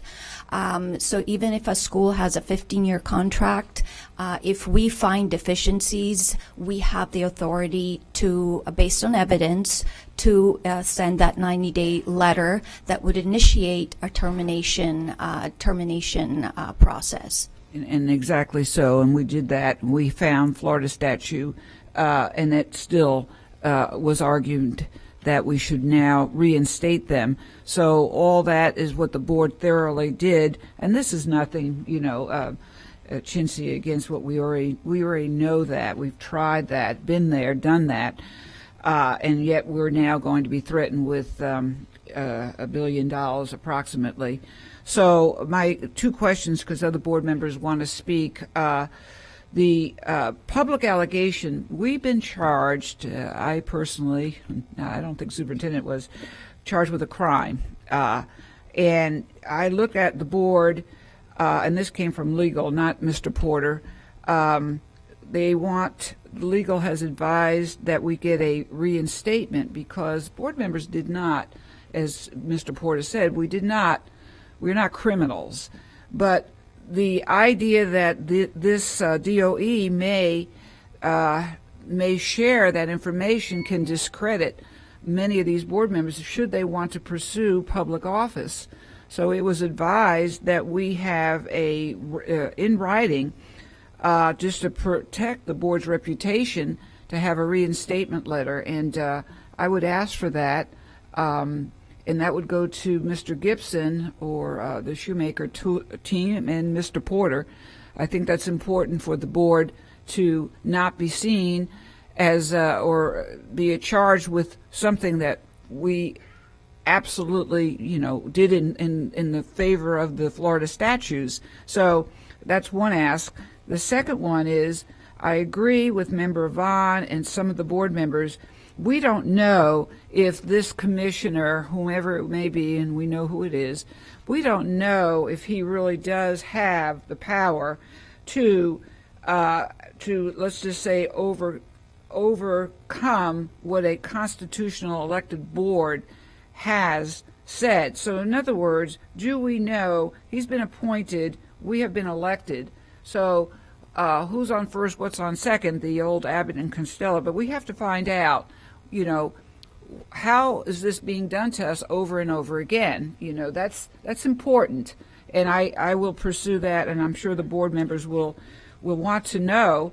So I mean, I made my points, but you know, does this commissioner appointee have more power than a constitutional board of elected folks over 250,000 votes, maybe even more in terms of countywide? That's a lot of people. So, and a lot of students, 220,000. That's my remarks. We'll be voting on this soon, but I think board members, what time? That sounds right. So we have about 5 minutes. So I would say 1 minute, and then we're going to have to go ahead and vote. Let's see, Member Vaughn's first, Member Combs. Thank you. This is 1 minute, so I, try to make it snappy. Superintendent Davis, did we report the federal violations as speakers asked regarding FAP and whatnot? Have we reported that? Are we responsible to report that if there are federal violations from the charter schools? Shinty, you want to speak to the procedures outlined by Department of Education related to ESE? To my knowledge, and I think Kim Workman is a better person to answer that. I think she's here. But when we find, again, when our office finds that services have not been rendered, ESE services have not been rendered, we initiate an action plan with the school to render compensatory services. We do not, our office does not report that to the DOE. Ms. Workman. That's correct. So that isn't something that we report to the DOE. We address it individually with each student and address if there's been an impact because of a gap in ESE services and determine if compensatory services are warranted or not. And you mentioned that there were some schools that were already on plans. Which schools were those again? For financial? Whichever Yes. corrective plans the school's already on. Sure. Can you remind us of those? Sure. KCC High School is currently on a financial action plan, and we are, although they are no longer in the red, we are waiting for the September 30th audit to remove them from an action plan. The other one is Pivot's charter school. They're still in a deficit. They're improving their deficit, so it's going down. We're happy to see that. However, until they're in out of the red, we continue to have them on an action plan. Okay, thank you. And both of these schools are have been on action plans since 2019. Okay, thank you. So I would just like to state that if I vote for this motion, it's with the understanding that we're putting more accountability, more checking up on the charter schools, that we will then also have the ability through that accountability method, if we find that they're not improving or not meeting our expectations or following statute or servicing our students, we will not be in conflict again by sending out a 90-day notice because of a contract renewal date. Is that correct? This gives us the authority to put the accountability in with this monitoring plan, where if we feel that they're not upholding their duty to our students, we can then give them a 90-day notice? So yes, ma'am, to the chair. So while we believe once again that we're not in any conflict and we took the right steps moving forward, if this renewal was to be put in place, then we would bring it to the board for review. And where we see elements where they were not progressing, we would educate the board on rationales why, what strategies we did support, and then the board can make a determination whether or not they want to extend a 90-day letter, which means we will be in the compliance through the lens of the Department of Education. But it wouldn't have to be at their next renewal. It could be in a year. It could be Is that correct? Yes, ma'am. Thank you. And board members, we are reminded that we are completing our 10 o'clock right now. Final thoughts should be centered on a minute or so. Some of us have places to go at 10 o'clock. Okay, I have just one more closing. I would just like to state that I hear a lot about competition and the district being afraid of competition. However, education shouldn't have components of competition in it. When there's competition, there's people who lose out. And we shouldn't be put in a position where any of our students lose out. The reason that parents need choices is because we are trying to privatize education, and there is a movement to starve out local school districts.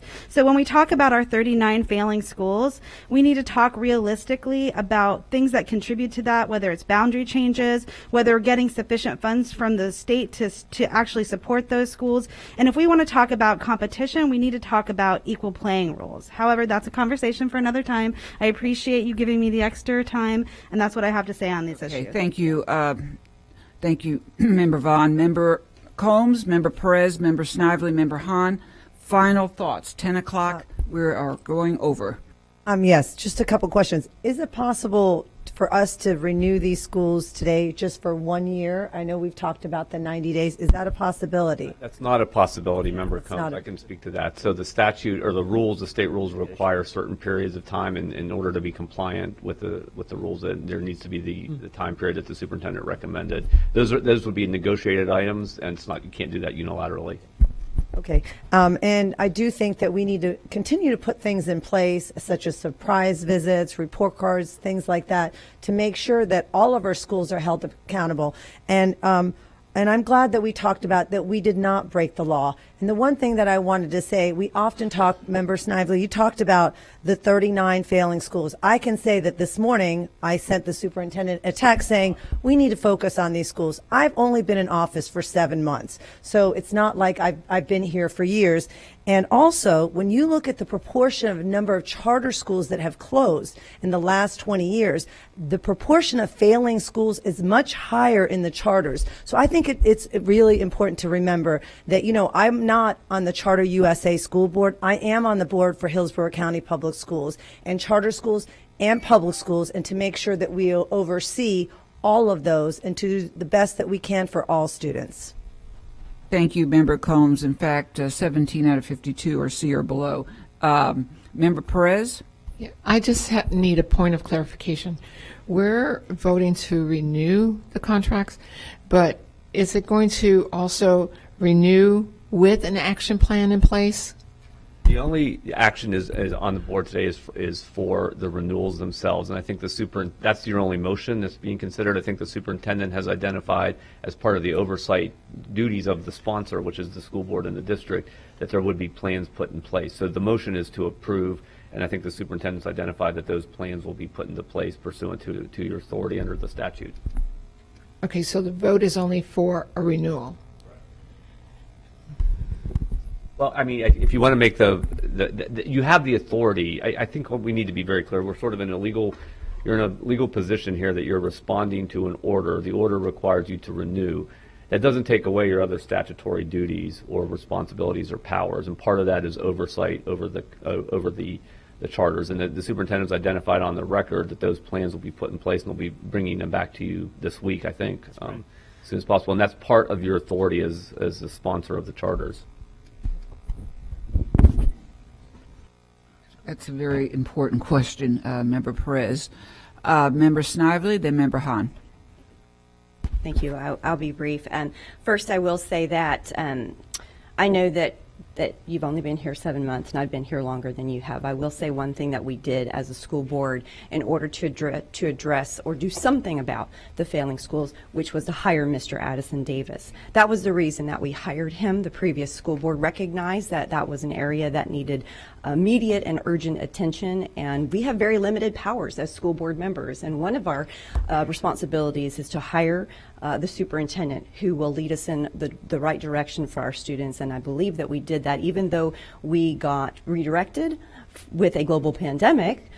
It is time to turn our attention back to our failing schools, and the reason that we hired Mr. Davis was to transition those schools into higher performing schools for our students. So I just wanted to address that comment.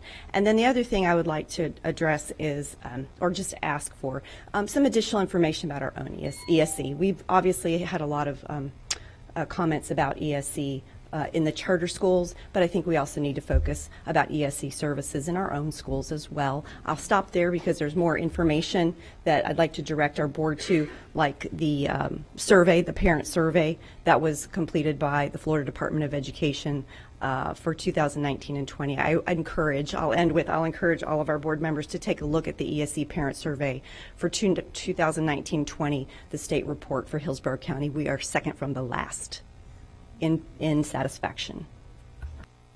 Wow. Member Snider, if you wouldn't mind sending the board members a link to that, that's very, and point well said, because we're not perfect either in the public schools for sure.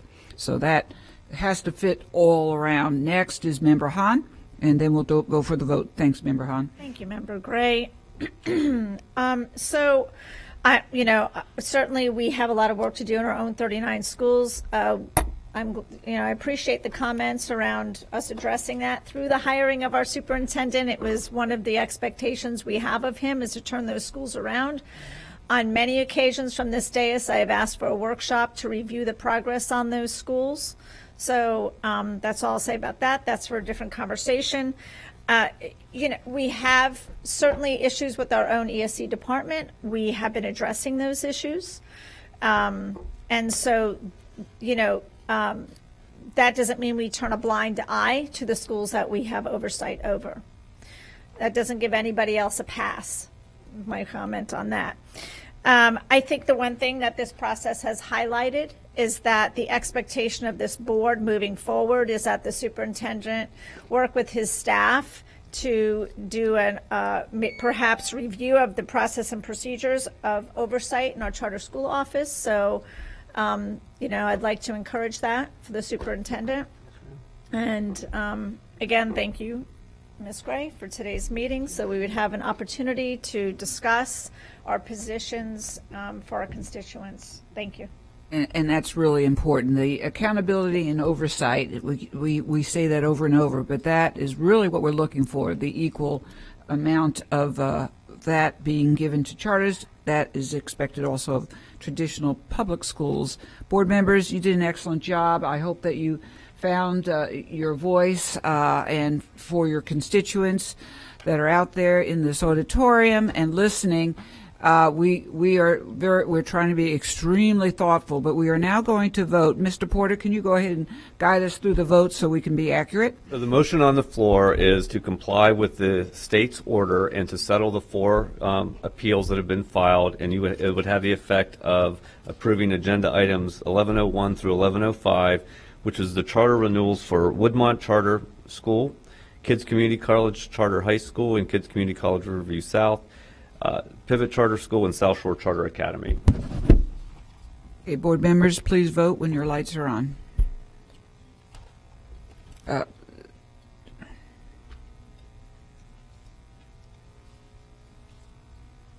Okay, all in favor with the exception of Member Vaughn. Board members, thank you for your patience. Thank you, the public, also for listening and speaking. And we are now completed.